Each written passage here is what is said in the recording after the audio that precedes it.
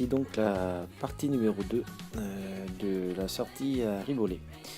Donc là j'ai un petit peu plus de temps pour raconter un petit peu les anecdotes de cette sortie, tout en regardant bien entendu la route qui nous amène donc vers Riboulet. Donc déjà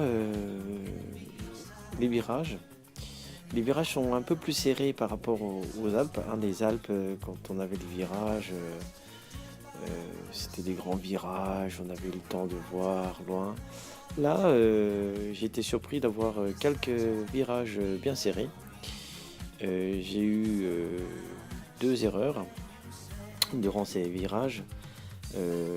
Surpris par des fois des virages en tête d'épingle, en rétrograde. Et bien sûr, quand on arrive vite en rétrogradant, l'arrière chasse un petit peu.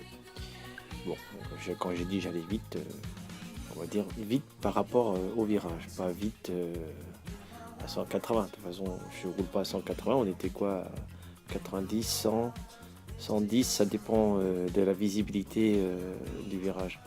Quand c'est des virages où on n'a pas de visibilité, je suis à 80, donc ça va.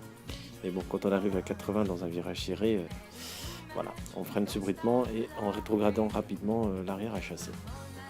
Donc ça, c'était la première erreur. La deuxième erreur que j'ai fait, moi c'était plus une sensation, quand on freine aussi brusquement à l'arrière,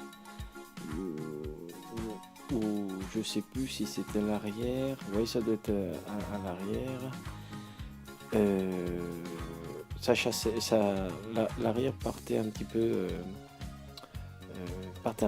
Bon, il n'y a rien de grave puisque ça se rattrape, hein. Donc il n'y a pas trop de soucis. Donc ça c'est pour l'anecdote donc sur les virages.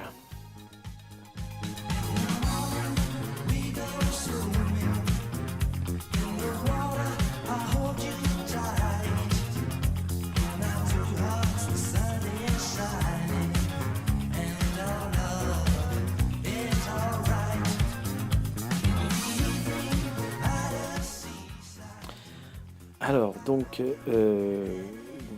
déjà sur la route, quand on a roulé pour aller à Saint-Dié, bon on fait du 140 normal, hein. Et par contre au retour, l'avantage c'est qu'on a suivi une voiture qui roulait à 150. Ah oui voilà, je me suis ça y est, voilà. En regardant la vidéo, je suis plus à l'aise pour tourner à gauche. Parce que le regard il est plus facile pour moi à gauche qu'à droite. À droite au début, quand il y avait un virage à droite, j'étais pas trop à l'aise. J'avais tendance plutôt à me déporter vers le milieu, ce qui est pas trop bien parce que s'il y a une voiture qui arrive en face, on a dû la rattraper. Mais vers la gauche, j'aime bien, j'arrive bien à voir loin. Et la droite, j'ai du mal. Donc après on s'habitue, hein, si on alterne que les virages, il faut se forcer à avoir un regard lointain. Arrêtez de regarder. Voilà, vous voyez sur la droite j'ai un peu de mal. Sur la gauche, ça pose pas de problème. Hop, je me couche et hop, j'y vais. Donc là pareil, sur la gauche, là on voit loin. Donc celle-là elle est facile. Voilà, je sais plus si c'est celle-là. Bon, celle-là c'est pas un virage. Ouais, sur la droite j'ai du mal. Voilà, encore une à gauche. Hop, voilà. Hop, voilà, sur la droite, j'ai un peu du mal. Hop, vous voyez. Là, j'ai pris l'habitude, donc on voit que c'est assez fluide.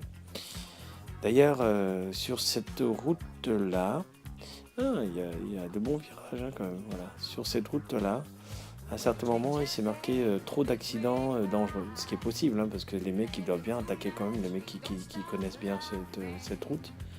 Nous, on a roulé pépère. En arrivant en bas, c'est une grande surprise. Le goudron se transforme en pavé. Voilà, hop, tout droit. Oup, voilà. Ouais, si on arrive vite, je raconte pas. Donc pavé tout au long, pendant ces virages-là doivent être bien, les mecs doivent bien les prendre rapide. Donc je pense qu'ils les ont mis exprès pour qu'on ralentisse. C'est pas très agréable, hein, pour rouler. Et puis là, on va arriver à Riboulet tranquillement. D'ailleurs, on voit à un certain moment en arrivant que le château se situe, voilà, vers la gauche. Et là, je m'arrête sur le parking normalement. Après. Et là, vous allez voir une sacrée surprise.